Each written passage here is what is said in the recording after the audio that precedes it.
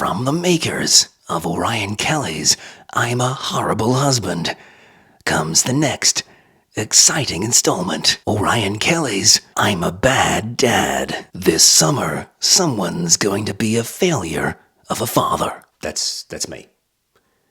Wait, I've given away the ending. On this video, I'm going to share why being autistic can make me feel like a bad dad. Man, just like the horrible husband video, this is going to be real and raw. Truth, my friends. Truth. Let's go.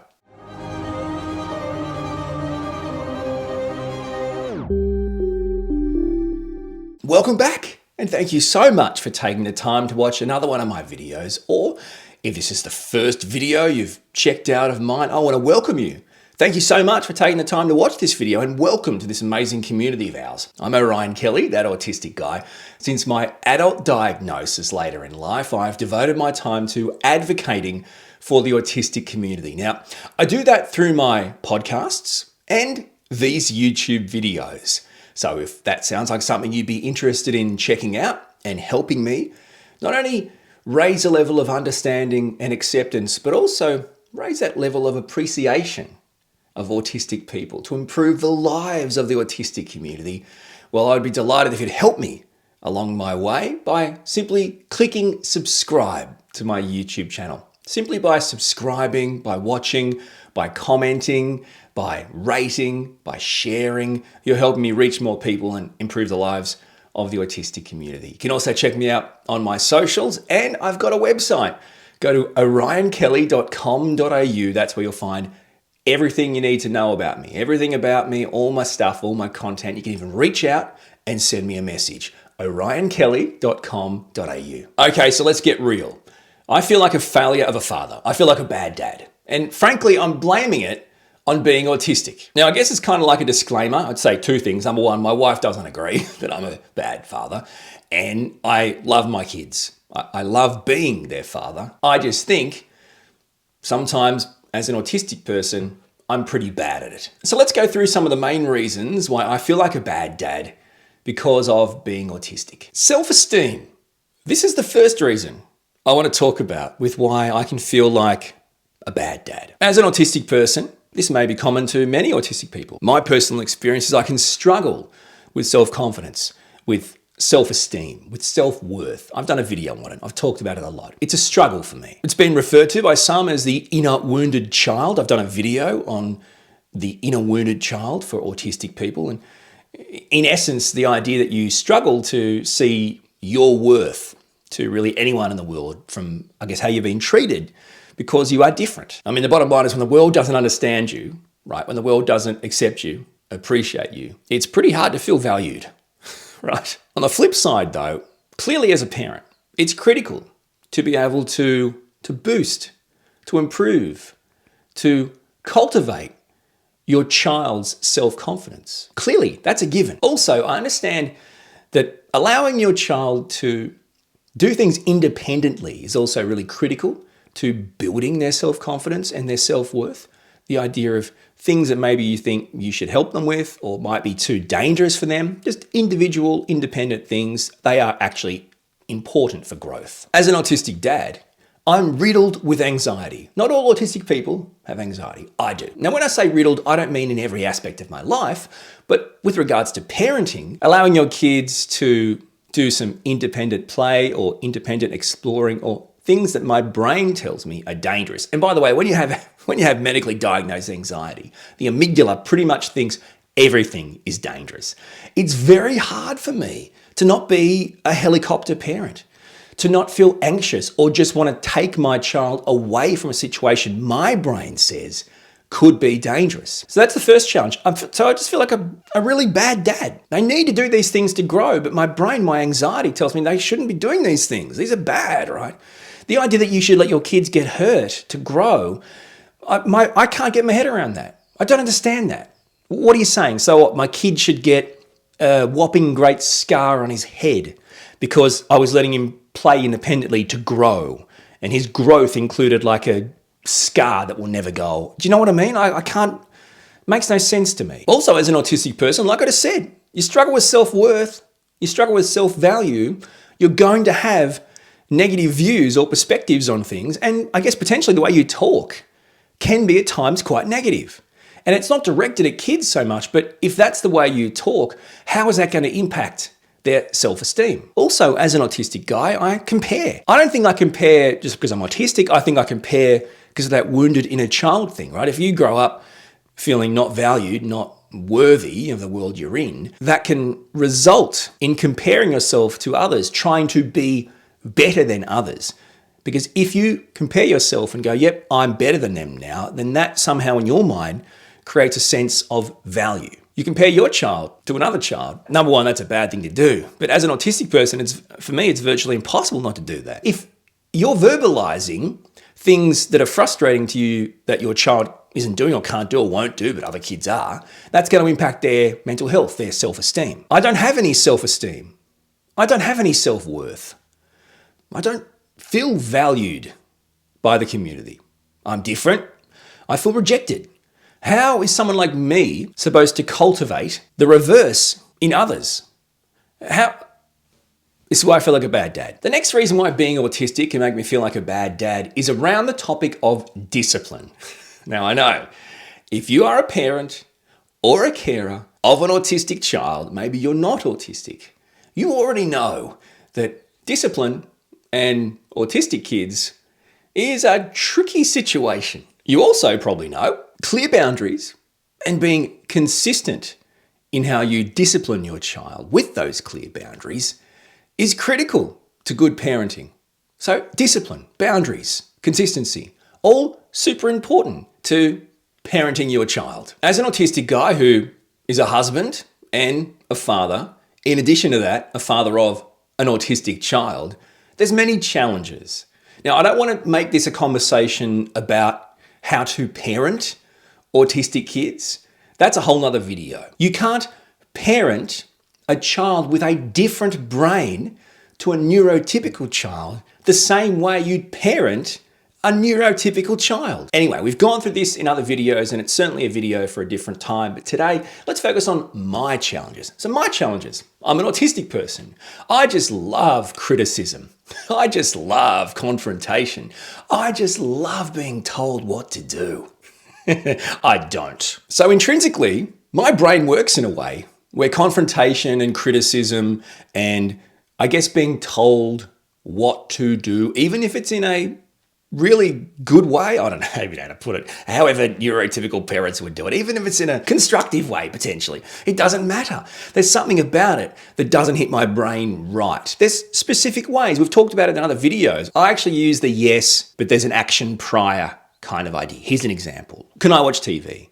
Yes, you can watch TV right after you've got dressed for school. They're asking a question, they're getting a yes, there's just something they've got to do to achieve that goal rather than a no. So it's an entirely different way of parenting. I can find it hard to follow through on the stated consequences, on the established boundaries. Because again, the consequences and the boundaries, I'm almost a parrot. I'm saying and creating boundaries and consequences based on what either the cues from my wife or what other neurotypical parents would do in the real world, right? I'm absorbing it and using it. But if it doesn't actually make sense to me, it's hard to follow through. And the other reason too is, as an autistic person, if I've got an autistic child, I know the consequences of sticking by consequences. And you can say, well, that's not good. But for an autistic child, we have to look at it from a different point of view. Now, I'm not going to follow through all the time if I know that what's going to happen here is the lesson won't be learnt and there'll potentially be a meltdown or some sort of emotional or physical effect on our autistic child that is far worse than following through on something that can be taught and continue to be taught down the track. So my follow through is not overly consistent, and as a result, I can be looked at by the parents and I can feel like a bad dad because I can say, you can't do that, but then all this will happen, but then I won't make that thing happen because I realize in my mind, I'm kind of connecting with an autistic child and realizing, okay, this is not going to work. But then, you'll get the judgment of parents never discipline your child. They're free-range chickens or whatever. So they don't have the first idea of what we're going through on a daily basis. But it makes me feel like a bad dad. And it comes down to expectations. Parents put so many expectations on kids, and it's just not right. And it never works. But anyway, the consistency thing is clearly an issue, right? If I'm disciplining a child one day for the same thing that I'm not the next day, it's going to look bad. And parents are going to judge that and go, without consistency, they'll never learn. They don't realize, though, we're dealing with an autistic child with an autistic brain. This reason why being an autistic person can make me feel like a really bad dad is around role models. Kids learn everything by how their parent acts. And parents are their children's role models. It might not be forever, but I think it is in different stages. It could be when they're young, and then when they're adults, they might go, well, I look up to my mum more than anyone else. But as an autistic person, I personally can have meltdowns, shutdowns. I can be triggered. I can have sensory overload. I can be overwhelmed. I can be over anxious or stressed. As an autistic person, just living life can create me to act out or present autistically, which might not be a great presentation for the people around. I mean, I'm just reacting normally. I'm just being me. Being an autistic person, and I don't mean masking, this is a problem, see? Autistic people mask, camouflage, suppress their true selves on a daily basis for the comfort of the world, because we've been told we don't accept you as you are. From my point of view, that is the most exhausting thing an autistic person does. It's not like we can be fake in the workplace and then go out and have drinks at nighttime with our friends. So I feel, as an autistic person, as an autistic dad, it's virtually impossible for me to mask, camouflage, suppress my true self 24/7, although you have to do it as a parent. As sad as that sounds, you have to. But I can't do it 24/7. It's inevitable that your kids are going to see your real, true autistic self. And I don't think that's an issue. I'm not ashamed of that. But what I am ashamed of is the realization that I feel, as a result of being autistic and showing my true autistic self to my wife or my kids, I feel like I can't ever be a good role model.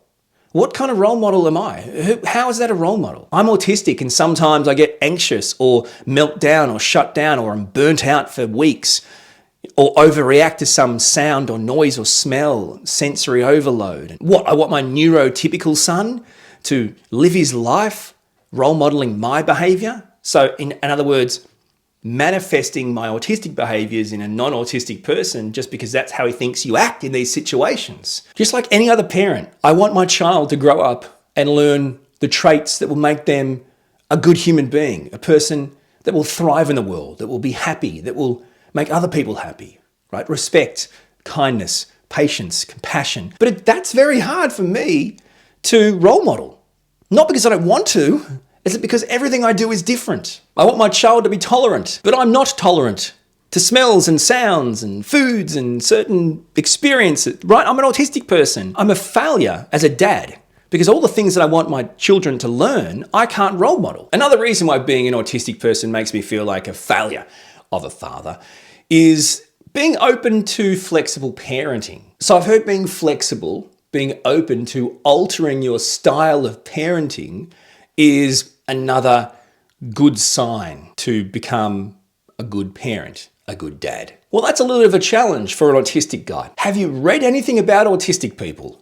We stick to routines. We are potentially, me specifically, inflexible by nature. I don't want things to change. I don't want to be open or flexible to altering things. I want to know what's going to happen. I want to stick to that routine. Now, this is a critical thing for autistic people. For me personally, routines, rituals, and no unexpected changes to my day or to my routine are critical to my not only mental health, my well-being, but also my regulation as an autistic person living in a world that doesn't seem like it's right for autistic people. So challenges, they're pretty obvious, right? You can't be flexible. If I have expectations of things that I can do or I can achieve in a day, and I need to be flexible or open to altering what I can achieve or do in a day, I'm not ever going to be able to probably approach and get over that speed bump. It's very bad. This is why I feel like a failure. Being flexible, I think, for anyone can be hard at times. But as an autistic person, flexibility, it's like it's not even a feature of how our brain works. It's not a service provided. Presumably, the whole idea of flexibility and being open to altering parenting style would also come to the fact that kids grow up, kids age, right? You have a baby, and as a rule, they have a birthday every year and they grow up. So of course you have to be flexible. Of course you have to alter your styles. Here's the issue for me, and I get that. You can't just say, oh, as our child gets older, we're going to need to change this, and this, because it just has to happen. I mean, you can say that and you can expect that to happen, and it should happen. But as an autistic person, it's going to be a super hard struggle for me, not only to receive that information and those changes, to process them, and then to put them into practice consistently. So it's not like I'm not trying. It's super hard for me to even, I guess, process what you're asking of me and to achieve it. Keeping in mind that every day, my routine really needs to be pretty similar to the routine the day before, and I need consistency. So the changes can affect me. Here's an example. I have two pretty young kids. I've got a 2-year-old and an 8-year-old at the time of recording this video. They could be 50 by the time you're watching this video. Anyway, the point is, because they're of that age, they pretty much are in bed at a reasonable time, which gives me a portion of alone time with my wife or just quiet time where I can regulate myself again. As an autistic person needs a bit of alone time at night. It might only be an hour or two before bed. I've got an autistic 8-year-old. He ain't going to bed and sleeping at 7, right? It's like we're 8:30, 9, that's kind of the window. We can't all have sleeping pods, right? You know what I'm saying? So bottom line is, he at some point is going to, as he gets older, stay up even later. And I think, well, hang on, but that doesn't mean he's going to be hanging out with me, right? Because I need to sit on the couch and do my TV regulating and watch the shows I want to watch that I don't think he should be watching, or talk to my wife about things I don't think he should be hearing or talking about. And so how's that? I don't think I can do that. Does that mean that I'll move into my own self-contained accommodation for 2 hours a night? Do you know what I mean? Seriously, that isn't a joke to me. This kind of stuff is really hard to get my head around. So being an autistic person, and myself personally extremely inflexible and reliant on routine, on sameness, I feel just like a bloody horrible dad, not being able to just do this, just alter, just change. I feel like a failure. The next reason that makes me feel like a bad dad, because I'm autistic, is around love and affection. I reckon it's fair to say showing unconditional love and affection to your children, to your partner, is pretty critical. It's pretty important in parenting. And I guess in a way, like we just talked about, it role models, it shows them how you treat people, how you show affection, how you show love, right? On top of that, and maybe to a more sophisticated level, I think probably showing unconditional love in times of discipline is even more important, right? If your child has done something wrong, has crossed a line and requires discipline, that you use love, affection, your unconditional love and affection in that moment. Only problem is, love, affection is a real challenge for me as an autistic person. It may be a challenge for many autistic people. It might not be. You may hear some autistic people say they like to limit the time of a hug or a kiss, right? Some couples might say, let's kiss, but just for 10 seconds. Or some autistic kids might not want to hug their grandma or their grandpa or their family. They just don't want to do it. They don't want to be touched. So the purely physical aspect of love and affection can be really hard for autistic people. For an autistic dad, it can be hard. If I'm not a hugger, I'm not a hugger. But you want to hug your kids to show them that you love them, and I do love them, but it can be awkward. And again, that's why I'm a bad dad. Being autistic, I don't like that kind of stuff. I'm not good at that kind of stuff. Maybe you need to be a dad. Another thing about my autistic brain is I'm a stickler. My brain's confrontational in that. It's ironic, isn't it? I can't take confrontation or criticism. My brain is constantly confronting others with wrongdoings, mistakes. The idea that my brain picks up and highlights wrongdoings is one thing, but the way I do it is another. And as an autistic person, it's very different to probably the way neurotypical people highlight and confront it. In fact, a lot of neurotypical people don't even worry or bother about constantly being a stickler. That's why they say, hey, you're such a stickler, because not everyone is. I may criticize. I don't understand. That's not right. Why did you do that for? I can see the mistakes and errors. My issue is there's no question that I probably would have made all those same mistakes. But because I didn't, all I can see is you did. And why? My brain's constantly registering mistakes and errors. I will pick up on wrongdoings and fight for people. I don't like the wrongdoings on people either, but it's the way I can convey that can obviously impact people. That's where love and affection comes in. Balancing what I'm doing with picking up mistakes and errors and how I'm conveying that, and balancing that with love and affection isn't, for the most part, possible for me. Actually, my brain it's just a given that I love you. But that's got nothing to do with me saying, I've picked out a fault you just made. Here it is. Why'd you do it? It's two different things. It didn't occur to me to show love and affection during that. What are you supposed to do? Hey, I reckon this, out of all the mistakes you've made, this is the one I love the most. It's such I have a lot of affection for this mistake. Why'd you do it? I mean, in a loving way, of course. And this is the issue for me as an autistic person, navigating the world of being a dad. And again, that's why I just feel like a bad dad. Now, this reason on why being an autistic person makes me feel like a bad dad is about personal needs. This is really interesting. As an autistic person, I think a lot of people can view autistic people as quite selfish, right? Because they like their alone time. Which can be selfish because if they have friends or family or partners, they don't want to hang out with them, right? They like to be by themselves.